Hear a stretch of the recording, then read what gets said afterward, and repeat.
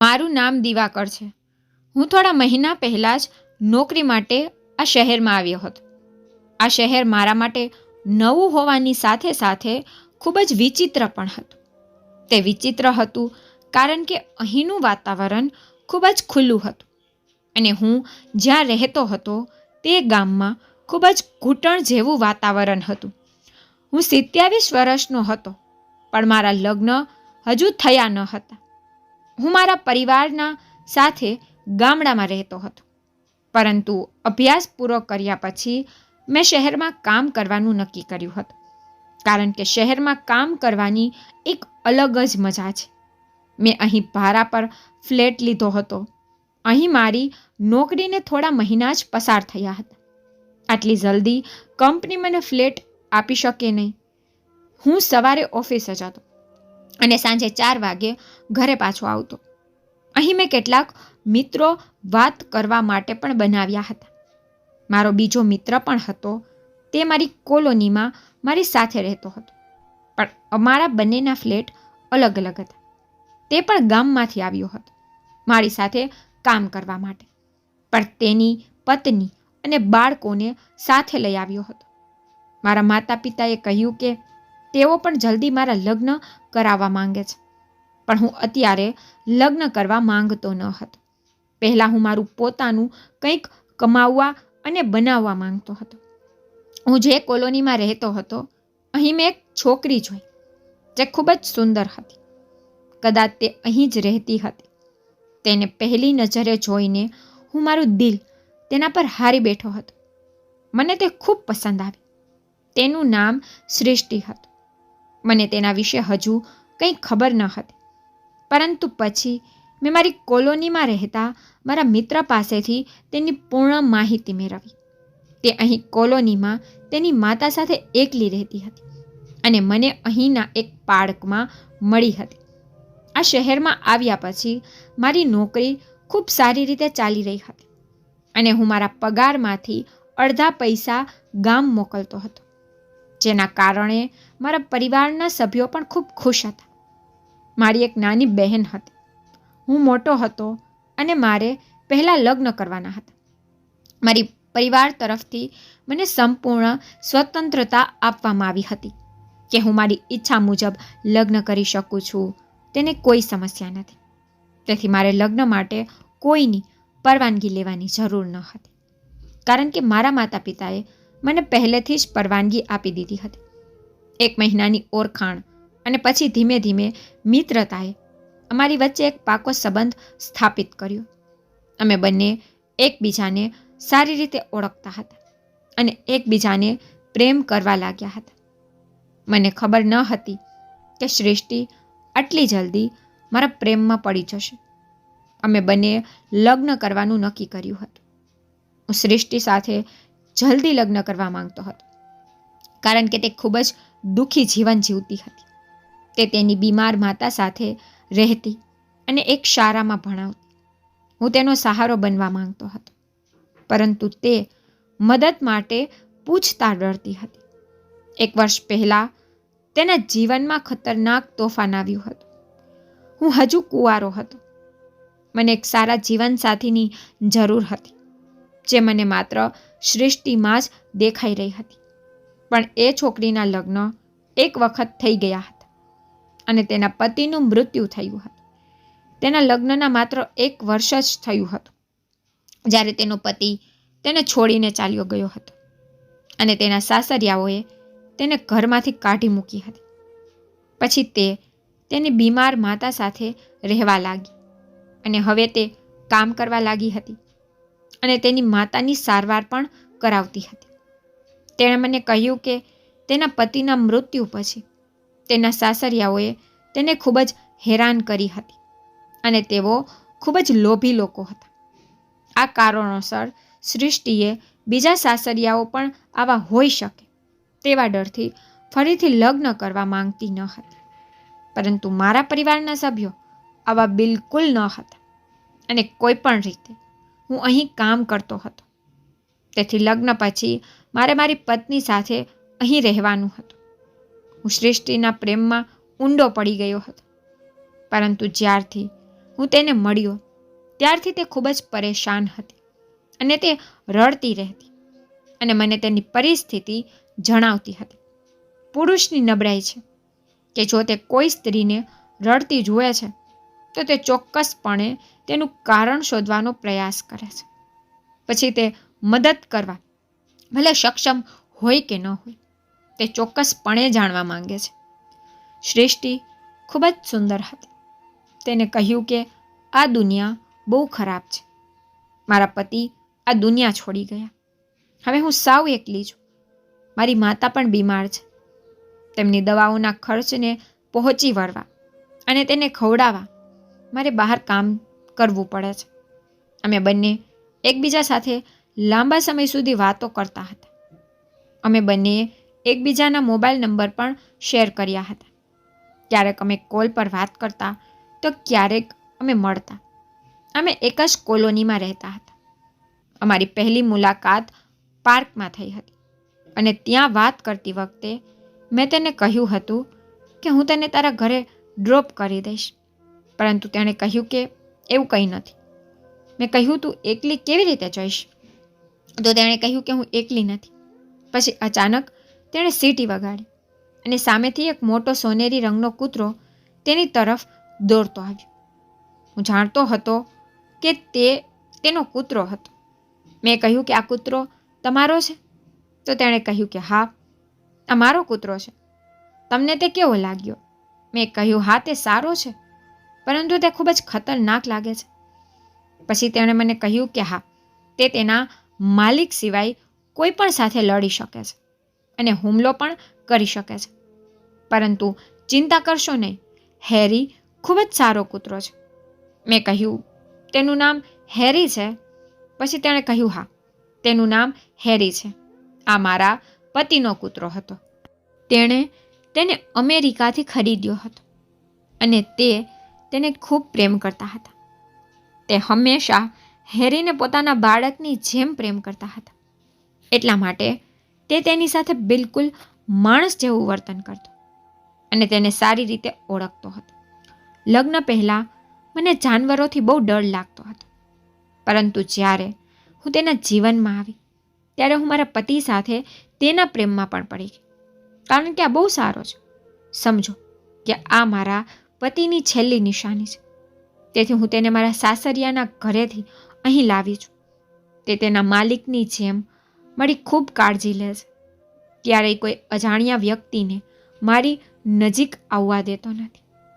જો કોઈ મને નુકસાન પહોંચાડવાનો પ્રયાસ કરે છે તો તે તેના પર હુમલો કરે છે. આ એક રીતે મારો બોડીગાર્ડ છે. મને તેની સાથે રહેવું ગમે છે. મારા પતિએ 5 લાખનો આ કૂતરો લાવ્યા હતા. તે સામાન્ય રીતે વર્તન કરતો નથી. જો આ કૂતરો યુવાન હોત તો તે વધુ કિંમતનો હોત.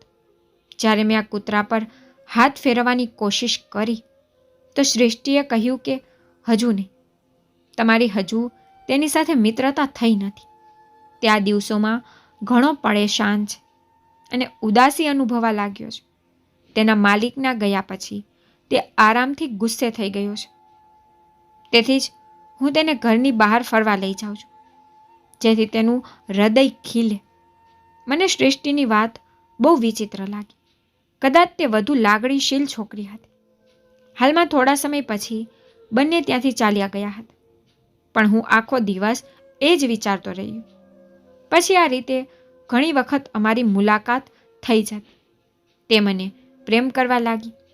તે પછી અમે બંનેએ નક્કી કર્યું હતું કે અમારે લગ્ન કરી લેવા જોઈએ, કારણ કે હું સૃષ્ટિનો સહારો બનવા માંગતો હતો અને તેનું ધ્યાન રાખવા માંગતો હતો. તેના જીવનની વાત ખૂબ જ વિચિત્ર હતી. ખબર નથી કેમ મને તેના માટે વિચિત્ર પ્રેમ હતો. મેં મારા માતા પિતાને આ વિશે વાત કરી હતી અને તેઓને સૃષ્ટિનો ફોટો પણ મોકલ્યો હતો. તેને સૃષ્ટિ ખૂબ પસંદ આવી હતી અને તેણે મને સૃષ્ટિ સાથે લગ્ન કરવાની પરવાનગી પણ આપી હતી. મારા પરિવારના સભ્યો મારી પસંદગીથી ખૂબ ખુશ હતા, પરંતુ મેં તેમને કહ્યું ન હતું કે સૃષ્ટિના એક વખત લગ્ન થઈ ચૂક્યા છે અને તેનો પતિ મરી ગયો છે. કદાચ મારા માતા પિતાને આ ખબર પડી હોત તો તેને મને લગ્ન ન કરવા દીધા હોત. પછી સૃષ્ટિએ તેના પહેલા પતિ વિશે જણાવ્યું હતું કે તે તેના પહેલા પતિને ખૂબ પ્રેમ કરતી હતી અને તેની સાથે પ્રેમ લગ્ન કર્યા હતા. તેનું નામ વિરાજ હતું. તેણે કહ્યું કે મારા પતિ ઘણા સારા હતા અને મને ખૂબ પ્રેમ કરતા હતા અને મારી ખૂબ કાળજી પણ લેતા હતા. હું સૃષ્ટિ સામે લાચાર બની ગયો હતો. મેં તેને દરેક રીતે મદદ કરવાનો પ્રયાસ કર્યો જેથી હું તેને આકર્ષી શકું અને તે તેના મૃત પતિને ભૂલીને મારી સાથે રહી શકે, મારી સાથે નવું જીવન શરૂ કરે અને તેની હૃદયમાં સંકલ્પ કરે કે હું તેની ખૂબ કાળજી રાખું છું, હું તેને ખૂબ પ્રેમ કરું છું. સૃષ્ટિની માતા પણ અમારા લગ્ન માટે રાજી થઈ ગઈ હતી. તેને લગ્નથી કોઈ સમસ્યા ન હતી. તેના બદલે તે તો ખૂબ ખુશ હતી કે તેની પુત્રીને કુંવારો અને તેની સંભાળ રાખી શકે તેવો છોકરો મળી રહ્યો હતો.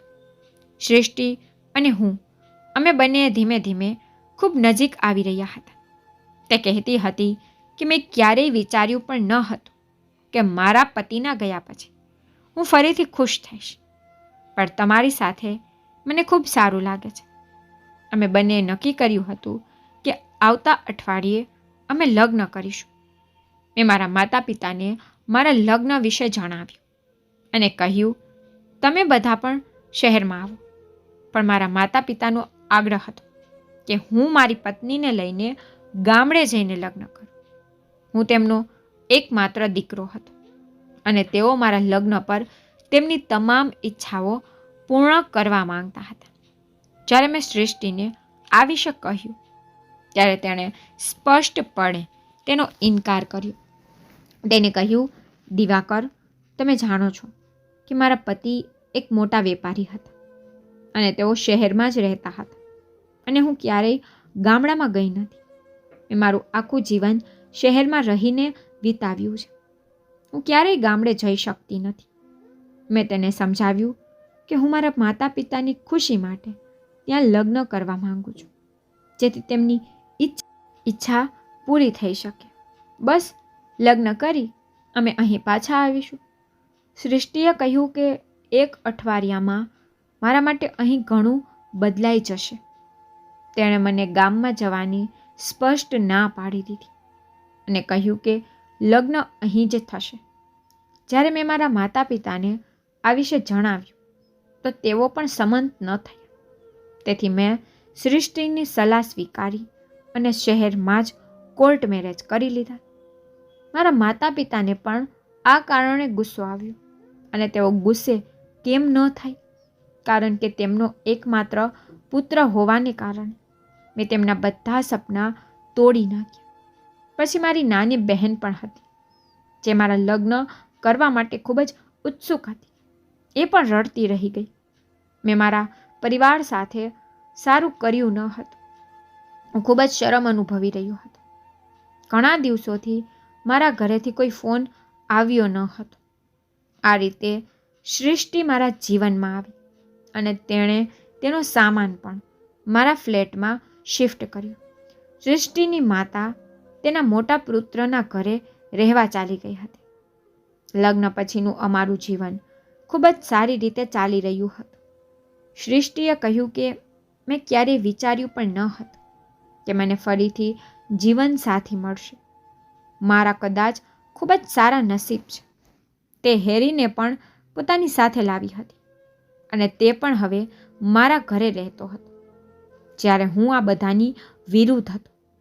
મને ઘરમાં જાનવરો રાખવાનું બિલકુલ પસંદ ન હતું. મને તે કૂતરો બહુ જોખમી લાગતો હતો. તેના માટે મેં બહાર જગ્યા બનાવી હતી.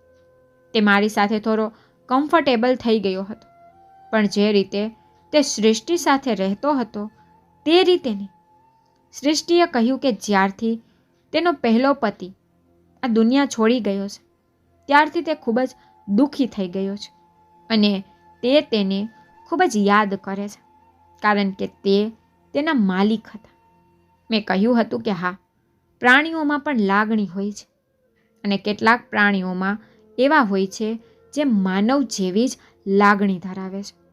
સૃષ્ટિ અને મારા લગ્નને માંડ 1 મહિનો થયો હતો જ્યારે અચાનક એક દિવસ સૃષ્ટિની તબિયત બગડી. હું ઓફિસમાં હતો અને મને પડોશના ઘરેથી ફોન આવ્યો કે તમારા ઘરમાં રહેતો કૂતરો સતત અવાજ કરી રહ્યો છે. એવું લાગે છે કે તે કોઈ મુશ્કેલીમાં છે. તમારા ઘરે જાઓ અને જુઓ કે તમારા ઘરે શું વાંધો છે. હું ઓફિસથી વહેલો ઘરે આવી ગયો અને ઘરમાં પ્રવેશતા જ મને આશ્ચર્ય થયું કે મારી પત્ની જમીન પર બેભાન અવસ્થામાં પડી હતી. તેથી જ હેરી ખૂબ જ અવાજ કરી રહ્યો હતો. હું તરત જ સૃષ્ટિને પોતાની કારમાં બેસાડી ડૉક્ટર પાસે લઈ ગઈ. તો ડૉક્ટરે બહુ સારા સમાચાર આપ્યા. તેણે કહ્યું કે તમારી પત્ની ગર્ભવતી છે. હું આનાથી ખૂબ જ ખુશ હતો અને સૌથી પહેલાં મેં મારા માતા પિતાને ફોન કરીને આ વિશે જણાવ્યું. આ સાંભળીને એ લોકોનો ગુસ્સો થોડો ઓછો થયો. અમારા લગ્નને 1 મહિનો થઈ ગયો હતો અને અમને આ સારા સમાચાર બહુ જલ્દી મળ્યા. અમે બંને ખૂબ ખુશ હતા. જ્યારે હું સૃષ્ટિને હોસ્પિટલમાંથી ઘરે લાવ્યો ત્યારે હેરી ખૂબ જ બોલતો હતો અને તેને જોઈને તે ઘણી બધી વાતો કહી રહ્યો હતો. તો સૃષ્ટિ તેની તરફ જોઈને કહેવા લાગી, હવે હું આવી ગઈ છું અને ઠીક છું. મેં તેને કહ્યું કે તું બેભાન થઈ ગઈ હતી એટલે હેરી અવાજ કરી રહ્યો હતો. એટલા માટે પાડોશીઓએ મને બોલાવ્યું અને હું ઝડપથી ઘરે આવ્યો. નહીં તો હું બહુ અગત્યની મીટિંગમાં જવાનો હતો. જો હું મીટિંગમાં ગયો હોત તો સાંજે જ ઘરે પાછો આવ્યો હતો. મેં કહ્યું, તારો આ કૂતરો ખૂબ જ સરસ છે અને ખરેખર તારી સંભાળ રાખે છે. આ કારણે આજે તારો જીવ બચી ગયો. પણ તે તો પણ અવાજ કરી રહ્યો હતો. મેં સૃષ્ટિને કહ્યું, પણ તે હવે કેમ બોલે છે? તો તેણે કહ્યું, મને કંઈ સમજાતું નથી. કદાચ તે ભૂખ્યો હશે તેથી તે તેને ખાવાનું આપવા ગઈ. પરંતુ આ પછી પણ તેણે અવાજ કરવાનું બંધ ન કર્યું. તો સૃષ્ટિ તેના પર ગુસ્સે થઈ અને કહ્યું કે હું બીમાર છું હેરી, તારે શું જોઈએ છે? પછી તે ત્યાંથી ચાલ્યો ગયો. કેટલીક વાર હું પણ કંટાળી જતો કારણ કે તે ખૂબ જ અવાજ કરતો હતો. એક દિવસ મેં મારી પત્નીને મારી પાસે બેસાડી અને કહ્યું, જુઓ સૃષ્ટિ, મારે તારી સાથે ખૂબ જ જરૂરી વાત કરવી છે. તો તેને ધ્યાનથી મને જોવાનું શરૂ કર્યું અને આ દિવસોમાં તે ખૂબ જ ખુશ પણ હતી. તેણે કહ્યું, હા, શું વાત છે મને કહો. મેં કહ્યું, હવે જુઓ, અમારા ઘરે બાળક આવવાનું છે અને આ જાનવર છે. તે ક્યારે શું કરે તે કોઈને ખબર નથી. જો ઘરમાં નાનું બાળક હોય અને આ પણ હોય તો મને બહુ ચિંતા થશે. હું જેટલો લાંબો સમય ઘરની બહાર રહીશ તેટલો વધુ ચિંતામાં રહીશ. જો તું ઘરના કામમાં વ્યસ્ત હો અને તે મારા બાળક સાથે કંઈક કરે તો. સૃષ્ટિએ મારી સામે જોયું અને કહ્યું, ના, એવું બિલકુલ નથી. તમે નથી જાણતા કે તે પાલતુ કૂતરો છે. તે આવું કામ નહીં કરે.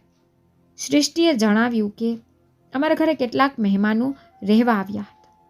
તે લગભગ 15 દિવસ અમારા ઘરે રહ્યા. તેમના બાળકો પણ તેમની સાથે હતા. હેરીએ કંઈ કર્યું નથી. મેં કહ્યું, જુઓ સૃષ્ટિ, મને પ્રાણી પર ક્યારેય ભરોસો નથી. તે તને જોઈને ઘણું બોલે છે. મેં જોયું છે તે તારા પેટને જોઈને વધુ અવાજ કરે છે. અત્યારથી કદાચ તે આપણા બાળકને નફરત કરવા લાગ્યો છે. જો તે તેની નફરત વ્યક્ત કરી રહ્યો છે. સૃષ્ટિ અચાનક ગુસ્સે થઈ ગઈ. તેણે કહ્યું, ના, એવું કંઈ નથી. તેને કેવી રીતે ખબર પડે કે હું માં બનવાની છું? તે પ્રાણી છે. તમે કેવી મૂર્ખ જેવી વાતો કરો છો. મેં તમને કહ્યું કે તે મારા પહેલા પતિની નિશાની છે અને હું તેને અલગ કરી શકતી નથી. મેં કહ્યું, હું તારા પહેલા પતિની નિશાની સહન કરી શકતો નથી. જ્યારે તું તેના વિશે વારંવાર વાત કરે છે તે મને પસંદ નથી અને નિશાની તેની સાચવી રાખીએ છીએ જેને અમે વધુ પ્રેમ કરીએ છીએ. સૃષ્ટિ કહેવા લાગી, દિવાકર, મેં તમારી સાથે ક્યારેય ખોટું નથી બોલ્યું. મને પ્રેમ હતો મારા પહેલા પતિ માટે, અને મેં તેની સાથે પ્રેમ લગ્ન કર્યા હતા. હું તેને ખૂબ પ્રેમ કરતી હતી અને હંમેશા કરીશ. એ પણ દુનિયામાં નથી. અને તમે શું ઈચ્છો છો? હું તેને નફરત કરીશ? જો હું તેને નફરત કરી શકું તો હું તમને પણ નફરત કરી શકું છું. આ વાત પર મને ખૂબ ગુસ્સો આવ્યો. મેં કહ્યું કે હું તને ખૂબ પ્રેમ કરું છું. કદાચ તારા પહેલા પતિએ પણ આવું ન કર્યું હોત. હું તારા જીવનમાં છું. મેં તારી સામે ક્યારેય બીજી કોઈ છોકરીનો ઉલ્લેખ નથી કર્યો, અને આ ઉપરાંત મને બીજી કોઈ છોકરી ગમતી પણ નથી. મને લાગ્યું કે તું તારા પહેલા પતિને માત્ર સારા શબ્દોમાં યાદ કરે છે. તેને કહ્યું કે તમે મારી સાથે ઝઘડો કેમ કરો છો? મેં તેને કહ્યું કે મારે ન તો કોઈ લડાઈ જોઈએ છે કે ન તો કોઈ ઝઘડો. ફક્ત તારા કૂતરાને ઘરમાંથી દૂર કર. તે કહેવા લાગી કે આવું નહીં થઈ શકે. હું તેને બહાર કાઢી શકતી નથી, અને તે જ્યાં જશે ત્યાંથી તે મારી પાસે પાછો આવશે. અને પછી આ કોઈ સામાન્ય કૂતરો નથી. આ એક કૂતરો છે જેની કિંમત 5 લાખ છે. કોઈ પણ તેને અહીં ચોરી કરી શકે છે, કારણ કે આ પ્રકારના કૂતરાઓ દરેક જગ્યાએ હોતા નથી. આ ફક્ત વિદેશી દેશો જેવા સ્થળોએ જ જોવા મળે છે. જો કોઈ તેની ચોરી કરશે તો તે તેને પાછો પણ કરશે નહીં. જ્યારે મેં કહ્યું કે તો પછી તેને વેચી દઈએ, તો સૃષ્ટિ આનાથી ખૂબ જ દુઃખી થઈ. એને કહ્યું, ના, હું તેને વહેંચવા નહીં દઉં. હું એક સારી વ્યક્તિ છું. મને તેની લાગણીની ચિંતા છે, ભલે તે પછી માણસ હોય કે જાનવર. હું મારી પત્નીની સામે શરમ અનુભવવા લાગ્યો, કારણ કે મેં તેને કહ્યું હતું કે હું પણ એક કોમળ દિલનો અને સારો વ્યક્તિ છું, જ્યારે હું તેવો ન હતો. પરંતુ હું શું કરી શકું? હું મૌન બની ગયો. દિવસો આમ જ પસાર થવા લાગ્યા. તે કૂતરો સૃષ્ટિના પેટને જોતો રહ્યો અને અવાજ કરતો રહ્યો. હવે સૃષ્ટિએ પણ આની નોંધ લેવાનું શરૂ કરી દીધું, અને તે તેનાથી દૂર રહેતી હતી. તે મને કહેતી હતી કે જઈને તેને જમવાનું આપો. જ્યારે હું આ કૂતરાને જોતો ત્યારે હું પણ ડરી જતો.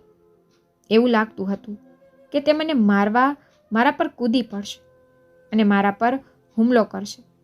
એક રાત્રે મારી પત્ની મારી બાજુમાં સૂતી હતી, અને સૂતી વખતે તે કંઈક બોલી રહી હતી, પરંતુ તે જે માણસનું નામ લઈ રહી હતી તે હું નહીં. તેના બદલે તે તેનો પહેલો પતિ હતો. તે તેના પહેલા પતિનું નામ વારંવાર લઈ રહી હતી. તે ગાઢ નિંદ્રામાં હતી અને કહી રહી હતી કે હું તારી પાસે આવવા માંગુ છું અને તારા વગર રહી શકતી નથી. તમે મને આટલી જલ્દી કેમ છોડી ગયા? હું તેની વાત સાંભળીને બેઠો અને તેના શબ્દો પર ધ્યાન આપવા લાગ્યો. મને તેની વાત સાંભળીને ગુસ્સો આવતો હતો, કારણ કે કોઈ પણ પતિ તેની પત્નીના મોઢેથી બીજા પુરુષનું નામ સાંભળી શકતો નથી. તે હજુ પણ તેના પહેલા પતિના પ્રેમમાં હતી. તે હજી પણ તેના માટે પાગલ હતી, અને તે હજી સુધી તેને ભૂલી ન હતી. એક દિવસ મેં તેને પૂછ્યું કે તે મારી સાથે લગ્ન કેમ કર્યું? તો તેણે મને કહ્યું, કારણ કે તમે સારા વ્યક્તિ છો. મેં પૂછ્યું કે આવું કેમ? હું માત્ર એક સારો વ્યક્તિ હતો, તેથી જ તે મારી સાથે લગ્ન કર્યા. તું મને પસંદ કરતી નથી. તેને કહ્યું કે તમારા પ્રેમે મને સહારો આપ્યો જ્યારે હું મોટી મુશ્કેલીમાં હતી. જો તમે મને ન મળ્યા હોત તો મારા પતિના દુઃખમાં મરી ગઈ હોત. મારી પત્નીની દરેક વાત પર મને ગુસ્સો આવતો હતો. એક દિવસ કદાચ મને તેના પર ખૂબ ગુસ્સો આવ્યો, અને મેં તેને કહ્યું, મેં તારી સાથે ખોટું બોલ્યું છે. મેં તને કેટલું ખોટું બોલ્યું હતું. મેં કહ્યું કે મારું એક છોકરી સાથે અફેર હતો. હું તેને ખૂબ પ્રેમ કરતો હતો, પરંતુ તેણે મારી સાથે દગો કર્યો. મેં તેને છોડી દીધી હતી. જ્યારે તેણે મને છોડી દીધો ત્યારે મારી આંખોમાં આંસુ ન હતા. મેં તને ખોટું કહ્યું, પણ તું તારા પહેલા પતિની વાત મારી સામે ન કર. મારી વાત સાંભળીને સૃષ્ટિ ચૂપ થઈ ગઈ. તેણે કહ્યું, તમે મારી સાથે ખોટું કેમ બોલો છો? મને લાગતું હતું કે તમારા જીવનમાં હું એકલી છોકરી છું. મેં વિચાર્યું, તમે મારા સિવાય બીજા કોઈને ક્યારેય પ્રેમ કર્યો નથી, પણ તમે મને ખોટું કહ્યું. પણ મેં તમને ખોટું કહ્યું નથી. હું તમારી સાથે ખૂબ જ ગંભીર હતી અને તમને પ્રેમ કરવા લાગી. તો તમે મારી સાથે આ રીતે કેમ કર્યું? મેં કહ્યું, હવે તું જે વિચાર તે વિચાર, પણ હવે તારે તારા પહેલા પતિનું નામ પણ ન લેવું જોઈએ, કારણ કે હવે તે મારી સાથે લગ્ન કરી લીધા છે અને તું મારી પત્ની છે અને તારા પહેલા પતિ સાથે તારે કંઈ લેવા દેવા નથી. જ્યારે તેણે આ દુનિયા છોડી દીધી ત્યારે તેને તારે તારા દિલમાંથી કાઢી નાખવો જોઈએ. હવે તું તારા પતિનું નામ લે તો હું તારી બેવફાઈ ગણીશ. પછી તારામાં અને મારી પહેલી ગર્લફ્રેન્ડમાં કોઈ ફર્ક નહીં રહે. તે કહેવા લાગી, તમારો મતલબ શું છે? એ વ્યક્તિ સાથે તમારી સાથે બેવફાઈ છે જે આ દુનિયામાં નથી. એટલે મેં કહ્યું, હા, તું ગમે તે કે, હવે તું તેનું નામ લે તો હું સમજીશ કે તું મને દુઃખી કરવા માંગે છે. મારી પત્નીએ તેનું નામ તો ન લીધું, પણ તે મારાથી દૂર રહેવા લાગી. તે મારી સાથે વાત પણ કરતી ન હતી. પહેલાંની જેમ તે ન તો મારી સાથે સમય વિતાવતી કે ન તો મારી સાથે તેની લાગણીઓ વિશે વાત કરતી. મહિલાનું મૌન તોફાન આવવાનો અંદેશો છે. ખુશહાલ સ્ત્રી ક્યારેય મૌન હોતી નથી. જે સ્ત્રી મૌન બની જાય છે, મતલબ કે કાં તો તે ખુશ નથી અથવા તેના મૌન પાછળ કોઈ મોટું કારણ છુપાયેલું છે. મારી પત્ની બેસીને ક્યાં ખોવાઈ જતી અને મને લાગતું કે તે તેના પહેલા પતિની યાદોમાં ખોવાઈ ગઈ છે, જે પતિ આ દુનિયા છોડી ગયો છે. સમય આમ જ પસાર થવા લાગ્યો અને એક દિવસ મારી પત્નીની તબિયત અચાનક બગડી ગઈ. હું તેને ઇમરજન્સીમાં નજીકની હોસ્પિટલમાં લઈ ગઈ. તે ડૉક્ટરે ન હતી કે જેની પાસે મારી પત્નીની સારવાર ચાલી રહી હતી, પણ હું તેને ઉતાવળમાં અહીં લાવ્યો હતો. આ ડૉક્ટરે કહ્યું હતું કે તેમનો સમય પૂરો થઈ ગયો છે, અમારે ઓપરેશન કરવું પડશે.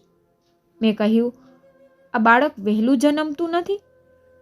ત્યારે તેઓએ કહ્યું, ના, તે વહેલું જન્મતું નથી, પરંતુ 9 મહિના થઈ ગયા છે અને 9 મહિનાથી થોડા દિવસો વધારે પસાર થઈ ગયા છે. ડૉક્ટરની આ વાત સાંભળીને હું તો આશ્ચર્યચકિત થઈ ગયો, કારણ કે જો આવું હતું તો ચોક્કસપણે કંઈક ખોટું હતું. તેના પર ડૉક્ટરે કહ્યું કે જરૂરી નથી. જો લગ્ન જાન્યુઆરીમાં હોય તો મહિલા ફેબ્રુઆરીમાં જ બાળક ધારણ કરે. તે વહેલા પણ કરી શકે છે, પણ અત્યારે આ વાત કરવાનો સમય નથી. તમે પૈસાની વ્યવસ્થા કરો, અમારે ઓપરેશન કરવું પડશે, અન્યથા બાળકનો જીવ જોખમમાં આવી શકે છે. મેં ઝડપથી બધી તૈયારી કરી. મારી પત્નીનું ઓપરેશન થયું. મારી પત્નીની તબિયત સારી હતી અને તેને ઓપરેશન રૂમમાંથી બહાર લાવવામાં આવી હતી, પરંતુ બાળકને 24 કલાક મશીનમાં રાખવામાં આવ્યું હતું. બાળકની તબિયત સારી ન હતી. ડૉક્ટરે કહ્યું હતું કે 24 કલાક પછી બાળકને મશીનમાંથી બહાર કાઢવામાં આવશે. મારી પત્ની બાળક માટે ખૂબ જ ચિંતિત હતી. મેં તેને કહ્યું, ચિંતા ન કર, અમારું બાળક એકદમ સારું છે, એકદમ ઠીક છે. ભગવાનની કૃપાથી આવતીકાલ સુધીમાં તે સ્વસ્થ થઈ જશે. ભગવાને તને દીકરો આપ્યો છે, તે તેનું નામ શું વિચાર્યું છે? તે કહેવા લાગી, મેં તેનું નામ... પછી તે કોઈનું નામ લેવાનો પ્રયાસ કરી રહી હતી, પરંતુ ચૂપ થઈ ગઈ. બોલતી વખતે મને એવું લાગ્યું કે જાણે તે કહેવા માંગે છે કે તે તેના બાળકનું નામ તેના પહેલા પતિના નામ પર રાખશે. તે તેનું નામ આપવા માંગતી હતી, પણ તે ચૂપ થઈ ગઈ. જ્યારે ડૉક્ટર બાળકને લાવી ત્યારે બાળકને જોઈને હું આશ્ચર્યચકિત થઈ ગઈ.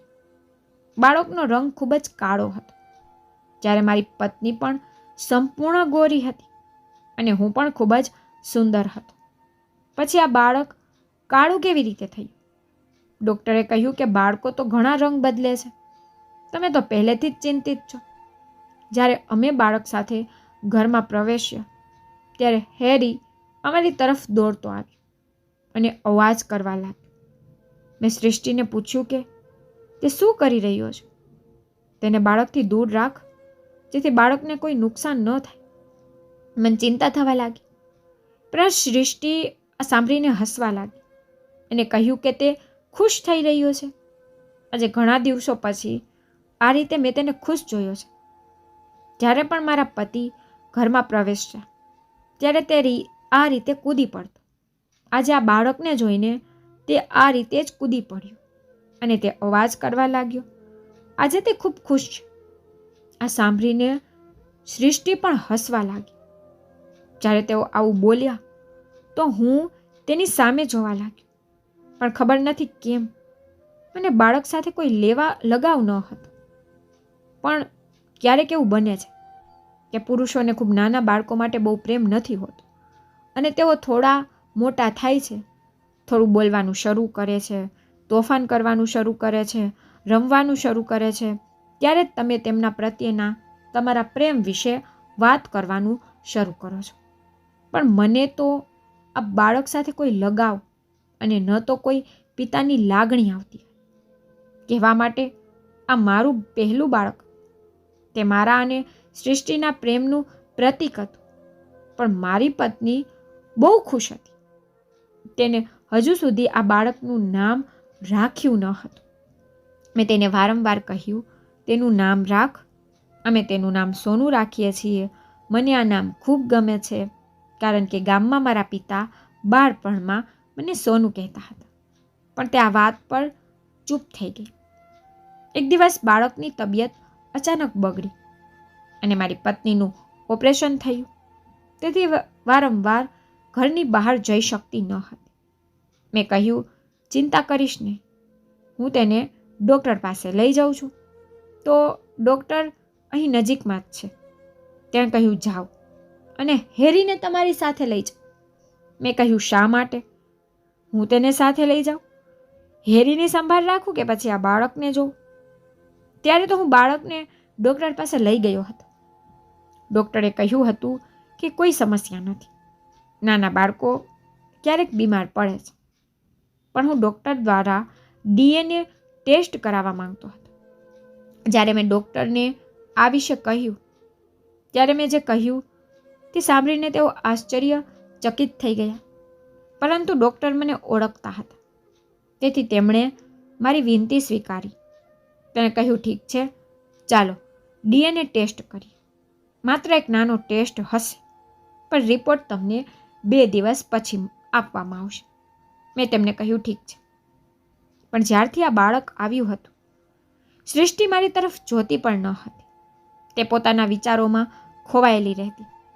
લગ્નના શરૂઆતના દિવસો તેને સારી રીતે મારી સાથે વર્તન કર્યું.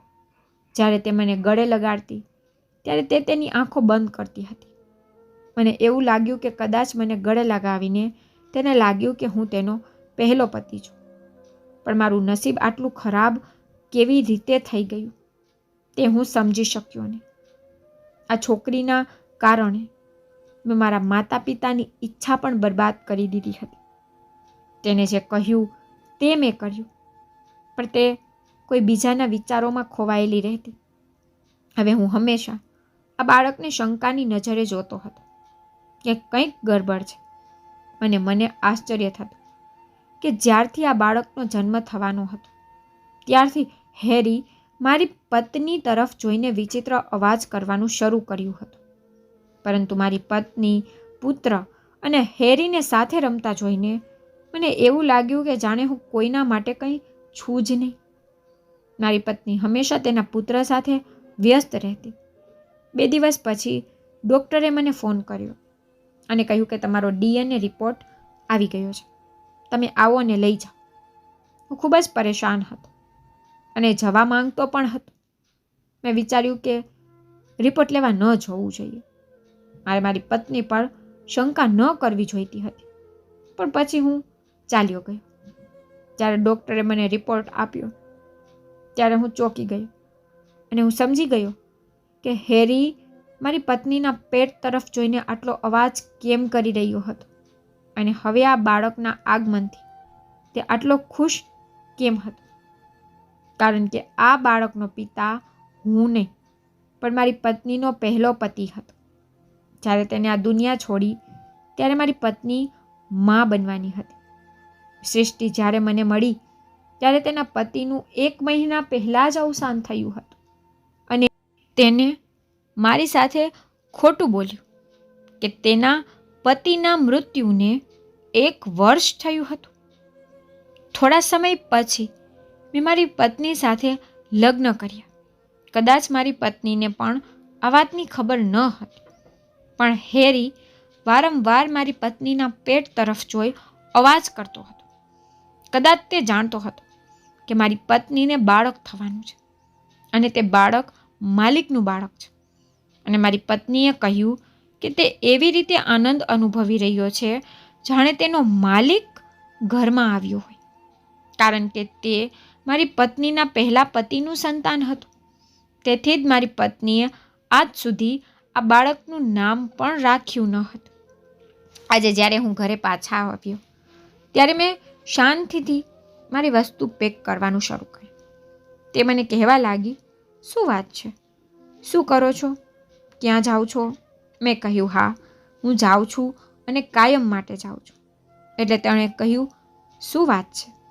મેં તેને DNA રિપોર્ટ બતાવ્યો અને તેને બધું કહ્યું. મેં કહ્યું, બસ મને એક પ્રશ્નનો જવાબ આપ, અને આ પ્રશ્નના જવાબ પર અમારા બંનેનું જીવન નિર્ભર છે કે તું આ બાળક વિશે જાણતી હતી? જો તને ખબર ન હતી તો હું તને માફ કરી દઈશ અને આ બાળકને પણ સ્વીકારીશ અને હું આખી જિંદગી હંમેશા તારી સાથે રહીશ. પણ જો તું જાણતી હતી અને તો પણ તે મારી સાથે ખોટું કર્યું તો મારે બીજો નિર્ણય લેવો પડશે. મેં કહ્યું, જુઓ, આજે ખોટું ન બોલ, સાચું કે જે થશે તે સાચું થશે. અમારી વચ્ચે પહેલાં ઘણું ખોટું થયું હતું, પણ મને તારી પાસેથી આ અપેક્ષા ન હતી. મારી પત્ની આ બધું ચૂપચાપ સાંભળી રહી હતી, પણ તેની આંખોમાં આંસુ હતા. તેને કહ્યું કે મને શંકા હતી કે કદાચ હું ગર્ભવતી છું, પરંતુ તે એક નિર્દોષ બાળક છે અને તેનો પિતા આ દુનિયામાં પણ નથી. આ અનાથ છે. જો તમે તેને સહારો આપો તો ભગવાન હંમેશા તમારું ભલું કરશે. મેં કહ્યું, ભગવાન આનાથી મારું કંઈ ભલું નહીં કરે. મારે ફક્ત એક પત્નીની જરૂર હતી જે ફક્ત મારી જ હોય અને મારા વિશે વિચારે. પરંતુ તું હજુ પણ તારા પહેલા પતિને ભૂલી નથી અને આ બાળક પણ તારા પહેલા પતિનું જ છે. હું તારી સાથે કેવી રીતે રહી શકું? મને માફ કર, હું આ સંબંધને આગળ લઈ જઈ શકતો નથી. મારી પત્ની રડવા લાગી. મેં કહ્યું કે આ પ્રાણી છે. એક કૂતરો હતો. તેને ખ્યાલ હતો કે આ બાળકનો પિતા માલિક છે, પરંતુ હું મૂર્ખ બન્યો. હું મારા છેલ્લા શ્વાસ સુધી મૂર્ખ જ રહ્યો. અને જો હજુ મેં આ રિપોર્ટ ન કરાવ્યો હોત તો તું મને મૂર્ખ જ બનાવી રાખત. શું તું મને મૂર્ખ માણસ માનતી હતી? આ વાતથી મને ખૂબ જ દુઃખ થયું છે. મારી પત્ની રડવા લાગી. તે મારા પગ પાસે બેસીને રડી રહી હતી. હું પરેશાન થઈ ગયો અને મારી વસ્તુ પેક કરીને ઘરની બહાર નીકળી ગઈ. અને આજે મને મારા ગામમાં પરત ફર્યાને 2 મહિના થઈ ગયા છે.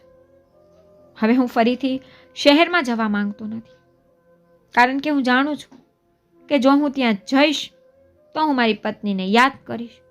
તેને મને દગો આપ્યો હતો, મને મૂર્ખ બનાવ્યો હતો.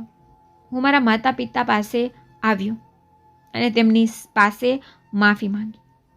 કદાચ આ મારી સાથે થયું કારણ કે મેં મારા માતા પિતાને દુઃખ પહોંચાડ્યું હતું. મને ખબર ન હતી કે મારી પત્ની કેવી રીતે જીવે છે. મેં તેને તેના હાલ પર છોડી દીધી હતી. મેં મારી પત્નીને છૂટાછેડા આપી દીધા હતા. તેને ખૂબ જ અફસોસ હતો કે મેં તેને છૂટાછેડા આપી દીધા છે, પણ ગામ આવ્યા પછી મેં તેની પાછળ ફરીને કંઈ જોયું જ નહીં. જ્યારે મેં મારા માતા પિતાને આ વાત કહી તો તેઓએ કહ્યું કે આ છોકરી ખૂબ જ હોશિયાર છે, જે પોતાના ફાયદા માટે કોઈના માતા પિતાને તેનાથી અલગ કરાવી શકે છે, તો તે મારી સાથે પણ કંઈ પણ કરી શકે છે. હું મારી માની વાત બરાબર રીતે સમજી ગયો હતો અને હવે મારા જ ગામમાં હું કામ કરું છું. મારું કામ ખૂબ જ સારી રીતે ચાલી રહ્યું છે. મારે શહેરમાં જવાની જરૂર નથી. મારા માતા પિતાના આશીર્વાદથી મારું જીવન સારું ચાલી રહ્યું છે, પરંતુ મારા માતા પિતા ઈચ્છે છે કે હું ફરીથી લગ્ન કરું, પણ હું હજી સૃષ્ટિને ભૂલ્યો નથી. પણ હું મારા માતા પિતાની ખુશી માટે ફરીથી લગ્ન કરવા તૈયાર છું. જો તમને મારી સ્ટોરી પસંદ આવી હોય તો લાઈક, શેર, સબસ્ક્રાઈબ જરૂરથી કરજો અને સ્ટોરી કેવી લાગે છે તે કમેન્ટમાં જરૂરથી કહેજો. Thank you.